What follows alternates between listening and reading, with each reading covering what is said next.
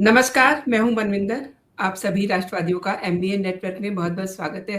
मेरे साथ मुंबई से जुड़ चुके हैं आदरणीय भाऊ तोरसेकर जी। नमस्कार। भाऊ से समझेंगे कि किस गलती को बंगाल की जनता ने पकड़ा है, कौन सा वाटरलू ममता को ले बैठा। हमने देखा है बंगाल में पहले फेज में कैसे बम्पर वोटिंग होती है। बंगालियों ने भयमुक्त होकर के मतदान किया और मोदी जी तो बेफिक्र होकर के नौका विहार कर रहे हैं, लेकिन ममता दीदी की रातों की नींद उड़ चुकी है। भाऊ बहुत बहुत स्वागत है आपका। नमस्कार। नमस्कार। भाऊ, ममता दीदी को 2021 में हमने कहते हुए सुना था खेला हो बे, लेकिन इस बार जिस तरीके से पहले फेज में बंगाल में बम्पर वोटिंग हुई, आई मीन 91+% और आपके पारखी विश्लेषणों ने तो पहले से ही ये सार दिखा दिया था।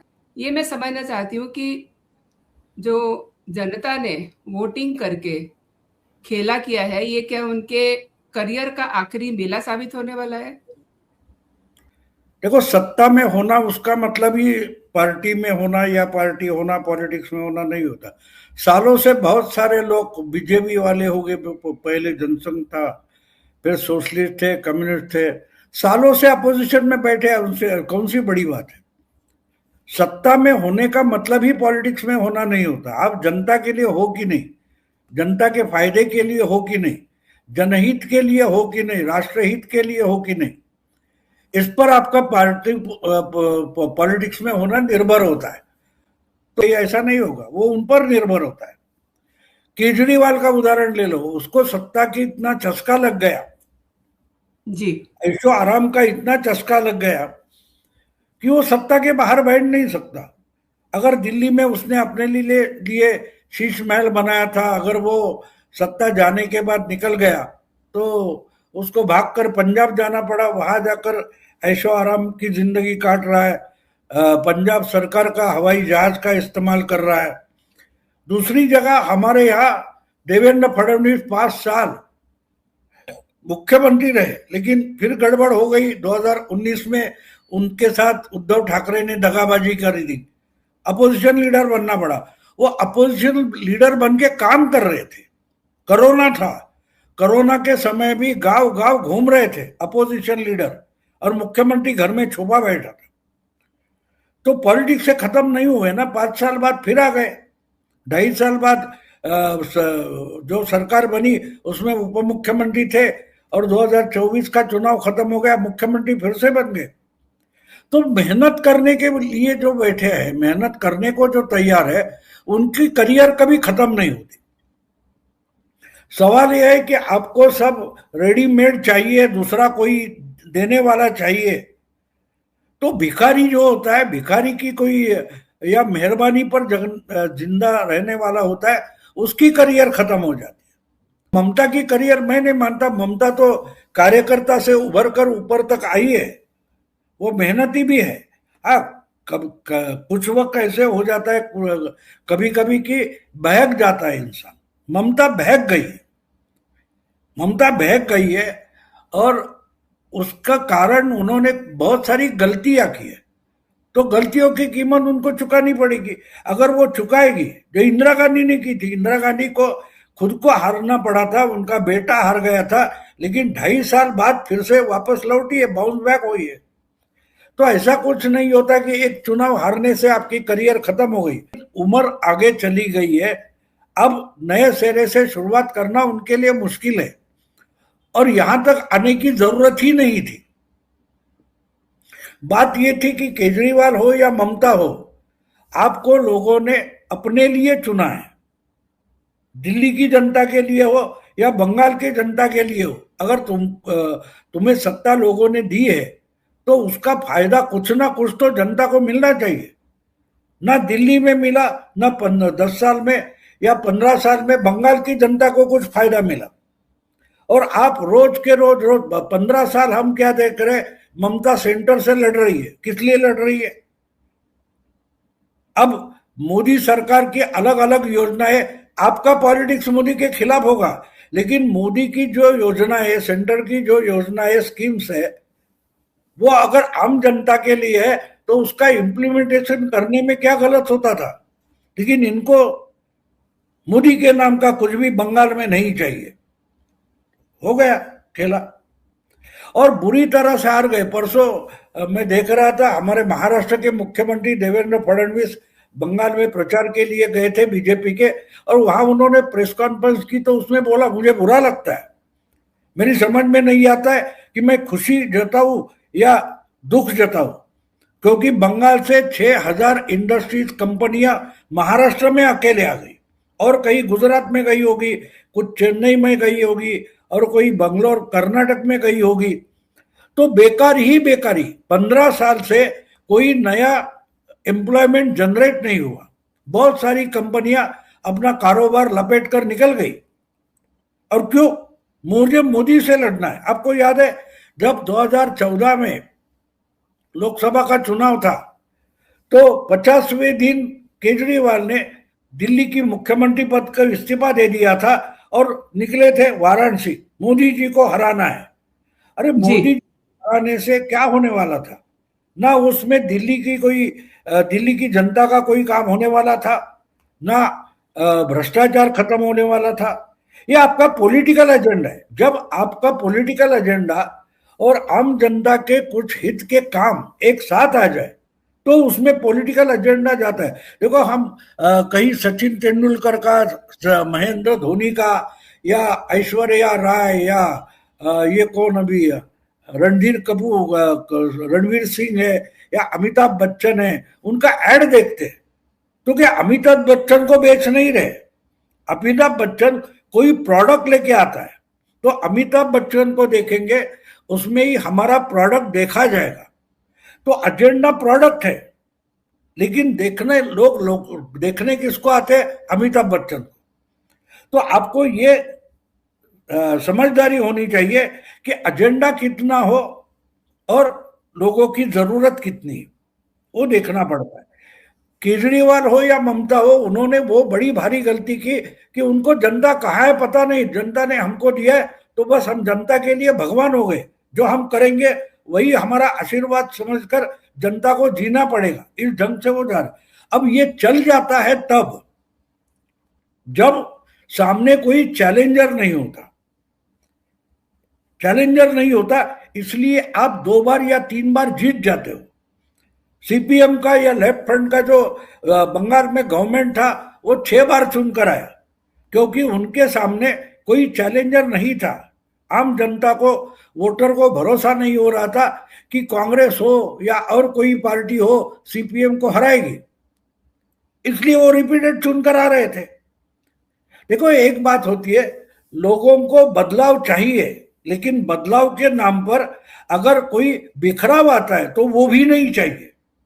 ठीक है, जो हमारे घर में बहुत सारी चीजें होती है, हम कभी 10 साल, 5 साल, 6 साल पहले खरीदी है, अब वो पुरानी हो गई है, लेकिन जब तक उसका इस्तेमाल हो रहा है और नई चीज लाने के लिए, एडवांस उसका मॉडल लाने के लिए हमारे पास पैसे नहीं है तो हम चला लेते। बिल्कुल वही बात पॉलिटिक्स में होती है। लोग देखते हैं कि अगर इसको हटाए और दूसरा कोई नहीं है और खिचड़ी बन जाती है तो 6 महीने बाद, 1 साल बाद फिर से चुनाव आ जाएगा। तो लोगों को स्टेबिलिटी भी जरूरी होती है। तो जो स्टेबिलिटी देता है, ऐसी गवर्नमेंट भले पॉपुलर ना हो चल जाती है। तो सीपीएम की या वामपंथियों की सरकार अगर कुछ 34 साल चली है तो इसका कारण लास्ट 15-20 साल उसके लिए कोई चैलेंज नहीं था। फिर 98 के बाद आहिस्ता आहिस्ता ममता दीदी चैलेंज करने के लिए खड़ी हो गई।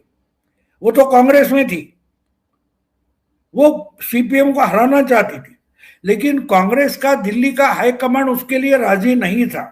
ममता ने बहुत सारा, सीताराम केसरी अध्यक्ष थे, नरसिंह राव अध्यक्ष प्राइम मिनिस्टर थे, सोनिया गांधी बनी, उनको कन्विंस करने का ट्राई किया उन्होंने, लेकिन क्या बोलते, सोनिया वगैरह वो लोग, हाईकमांड रेडी नहीं था।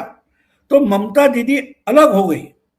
उन्होंने कभी बीजेपी से, कभी कांग्रेस से हाथ मिलाकर अपनी पार्टी खड़ी की। आज जो बीजेपी को हटाना है बोल रही है ममता, वो खड़ी बेसिक बीजेपी के साथ आकर खड़ी हो गई। जब पहली बार 98 में उन्होंने चुनाव लड़ा था तो बीजेपी के साथ लड़ा था। उनके 6 या 8 एमपी चुनकर आए थे, जिसमें अजीत पांजा भी था, पूर्व मंत्री जी। पांजा, और ममता दीदी को वाजपेयी की सरकार में मिनिस्टर बनाया गया था। तो बात ये होती है ना कि उसकी ताकत उतनी नहीं थी, तो फिर वाजपेयी के सरकार से वो निकल गई और कांग्रेस के साथ उन्होंने महाजोत नाम का एक गठबंधन बनाया था 2001 2006 या 1 की बात, 2001 की बात है। नहीं बना, वापस आ गई, फिर वाजपेयी के साथ आ गई, फिर मिनिस्टर बन गई। दरमियान नीतीश कुमार रेल मिनिस्टर थे, उन्होंने अपनी जगह खाली करके ममता को दी थी, फिर वो कांग्रेस के साथ चली गई। ये होता रहा, लेकिन अपने पैर जमाने के लिए ममता ने बहुत सारी एडजस्टमेंट किए, तब जाके वो अपनी पार्टी खड़ी कर पाई है। लेकिन सत्ता आने के बाद जब लोगों को लगा हाँ ये जेन्युइनली सीरियसली सीपीएम को, वामपंथियों को हराना चाहते, तब वोटर उसके साथ गया। अब पिछले 15 साल में आहिस्ता आहिस्ता वामपंथी जो फ्रंट थी, लेफ्ट फ्रंट थी, उसमें कोई नेता बचा नहीं, लड़ने वाला कोई नेता बचा नहीं, आंदोलन करने वाली टेंडेंसी खत्म हो गई थी 30 साल सत्ता में रहने के बाद। तो वो एकेडमिक एजेंडा चलाते रहे, उससे जनता को कोई लेना देना नहीं था। वोटर कभी भी किसी पार्टी का नहीं होता। मैं मानता हूं ज्यादा से ज्यादा 20% वोटर किसी ना किसी पार्टी का लॉयल होता है, 80% वोटर फ्री होता है। तो उस समय, उस परिस्थिति और उस एजेंडे पर वोटिंग करता है, तो सत्ता बदल हो जाता है। तो ममता दीदी खामखा सेंटर के साथ झगड़ा मोल लेती रही, और इसका कारण आज वो उस स्थिति में आ गई। गलती आज की नहीं, हम क्या करते, एक गलती ढूंढते, एक गलती नहीं होती, गलतियों का अंबार होता है।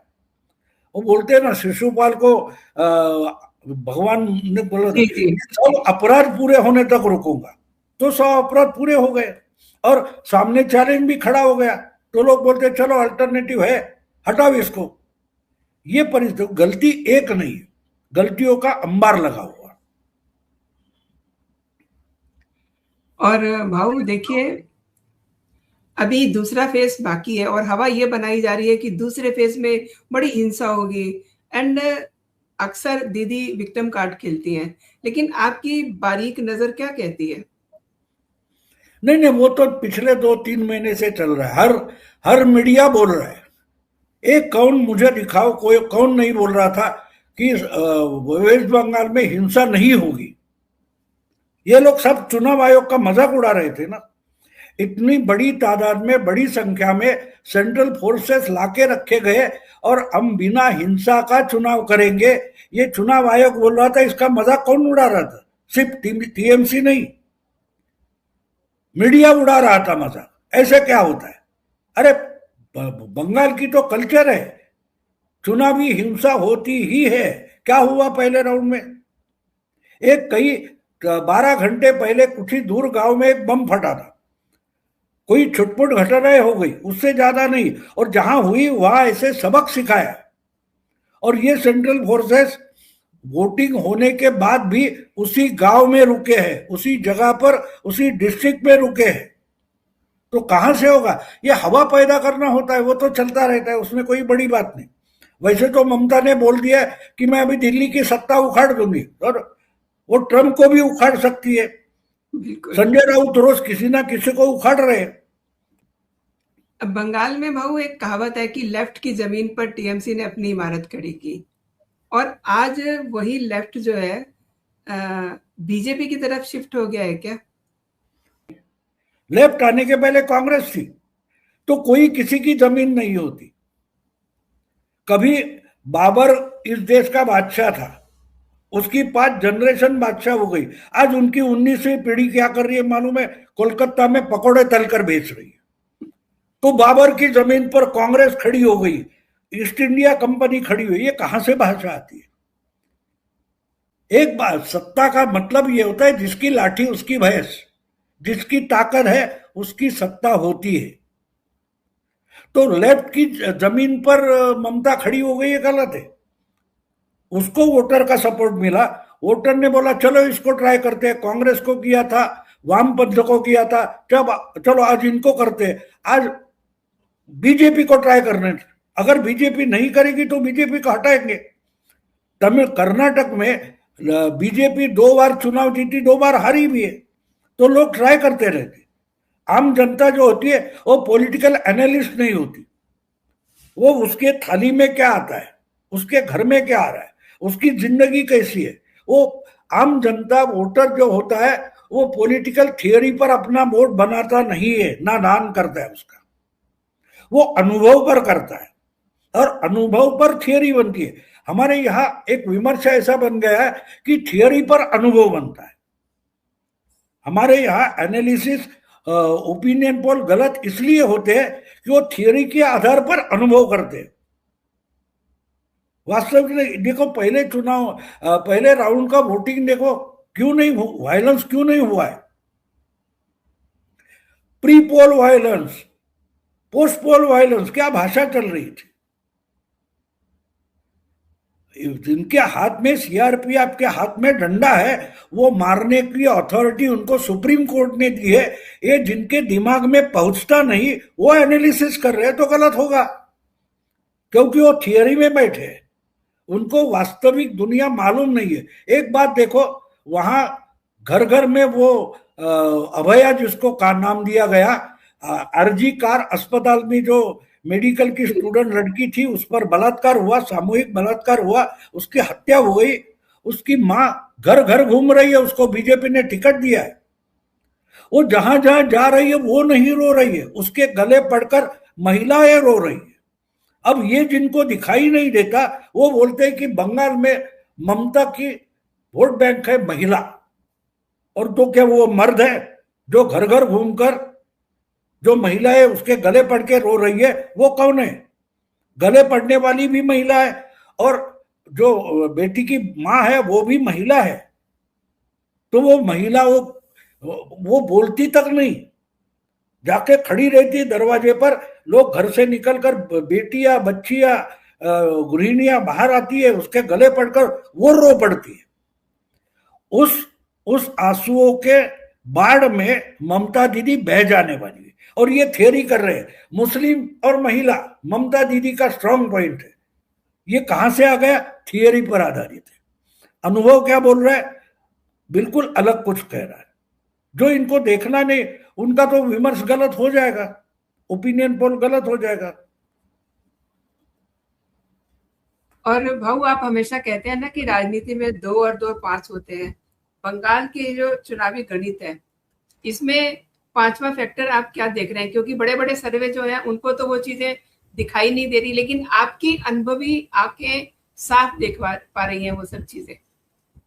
नहीं, मैं पहले पिछले 15-20 दिन से एक बात बार बार बोल रहा हूं, बीजेपी अपनी मेहनत कर रही है, लेकिन बीजेपी अपनी स्किल और अपने पहचान या अपने प्रोग्राम पर जीतेगी नहीं। बीजेपी जीतेगी, ये क्या बोलते हैं उसको, साइड प्रोडक्ट बोलता है, कहते हैं। एक्चुअली बंगाल का वोटर ममता को हराना चाहता है, टीएमसी को हराना चाहता है, उसका परिणाम वश बीजेपी जीत जाएगी।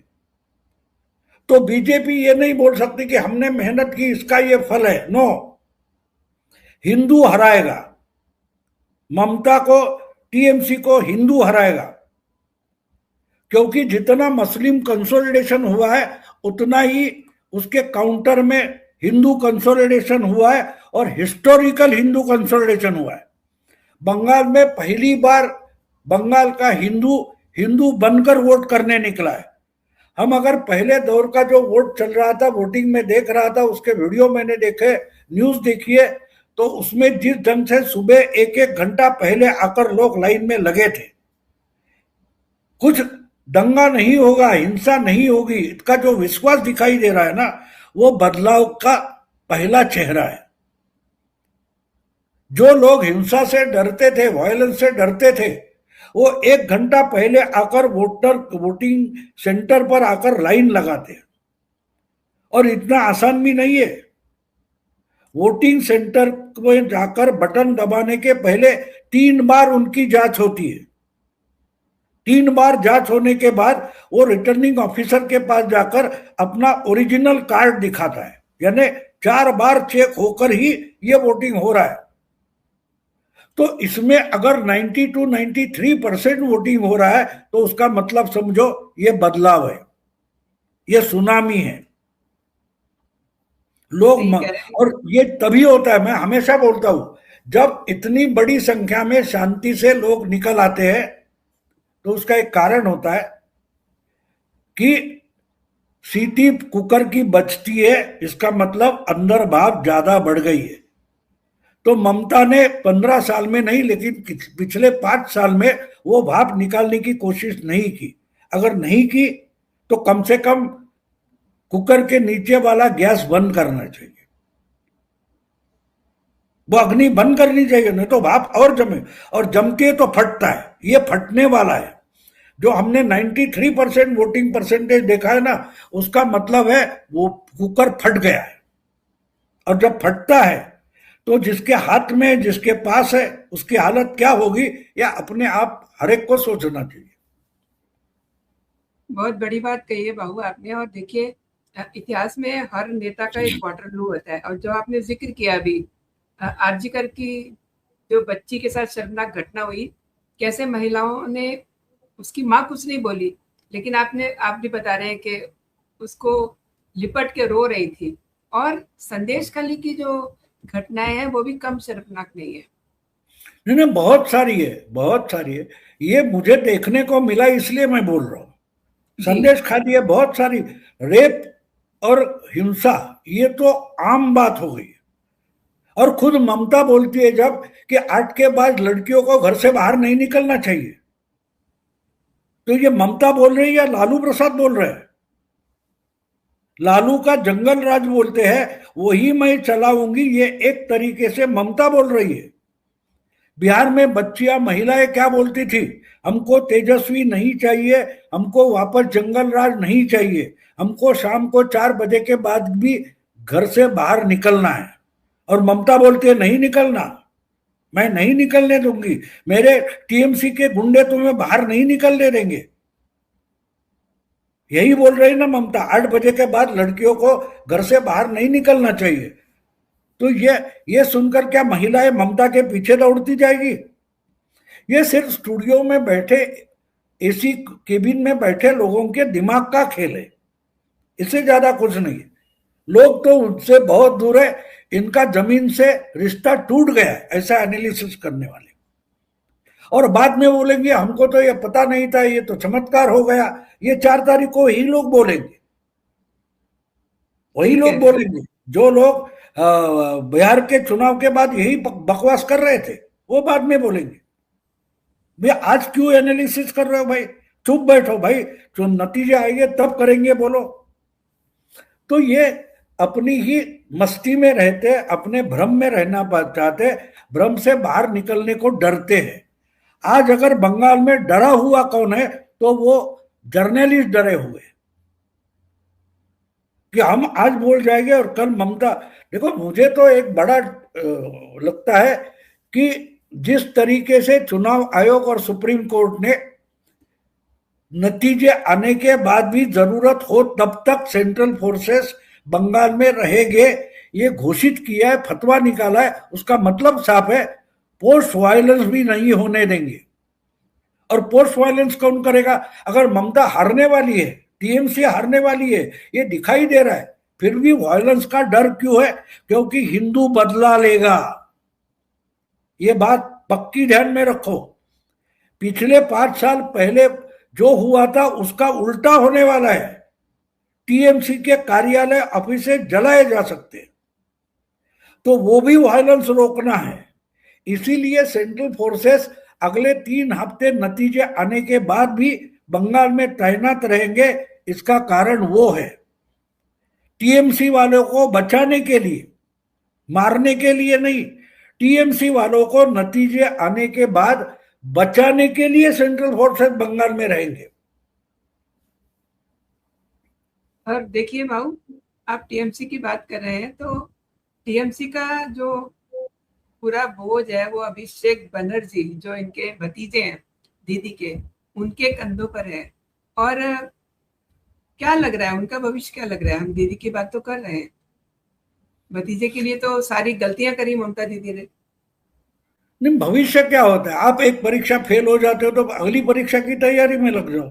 भविष्य क्या होता है? भविष्य, मैं परीक्षा दूंगा और पास ही होऊंगा, ऐसी परीक्षा नहीं होती, आपको पास होना पड़ता है। तो भविष्य आपके हाथों में होता है, बाकी किसी के हाथ में नहीं होता।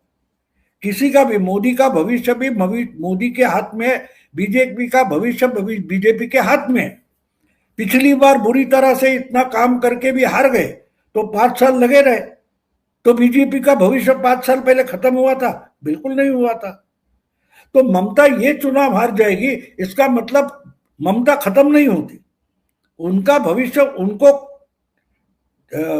बनाना है, तो वो उनको तय करना है, हम नहीं तय कर सकते। हम बकवास करते हैं, बैठकर बोलते हैं, हम कुछ नहीं कर सकते, ना हम तय कर सकते। हम भगवान नहीं है कि किसी को आशीर्वाद दे दे जा तेरा भला होगा और उसका भला होगा, ऐसा कुछ नहीं होता। उनको मेहनत करनी पड़ती है। आपकी श्रद्धा है, ठीक है, आज परीक्षा है, कोई ऑपरेशन है, जाओ मंदिर में जाओ, भोग चढ़ाओ, आशीर्वाद मांगो, मन्नत मांगो, ये सब है, लेकिन ऑपरेशन करना पड़ता है। उसमें सक्सेस देने के लिए, आपके आत्मविश्वास बढ़ाने के लिए ठीक है, लेकिन काम मेहनत आपको करनी है। वो अगर ममता करना चाहेगी तो उसका भविष्य है। अगर देवेंद्र का है, देवेंद्र ने चुनाव जीतने के बावजूद उनके मुंह से निवाला छीना गया था। जो चीफ मिनिस्टर बनना चाहिए था, जिसको वोटर ने चीफ मिनिस्टर करके चुना था, उसको इन लोगों ने दगाबाजी करके अपोजिशन लीडर बना के बिठा दिया। उसने अपोजिशन लीडर बन के काम किया, फिर हो गया चीफ मिनिस्टर। तो भविष्य आपके हाथों में होता है। अगर देवेंद्र के हाथ में तो ममता के भी हाथ में, उनको करना पड़ेगा। ये तय हम नहीं करेंगे या और कोई नहीं करेगा। आपका भविष्य आपके हाथों में होता है। आप ठीक कह रहे हैं बाबू, क्योंकि इस बार जो हमने बम्पर वोटिंग देखी है वो वाकई में ही केंद्रीय बलों ने, टीएमसी के जो मसल पावर थे उनको एकदम पंगु बनाया, तभी लोग इतने विश्वास से बाहर निकले, उन्होंने वोटिंग की। बाबू आप मेरे साथ जुड़े, मेरे दर्शकों को आपने कई विषयों पे जानकारी दी, आपका बहुत बहुत धन्यवाद। जय हिंद, जय भारत।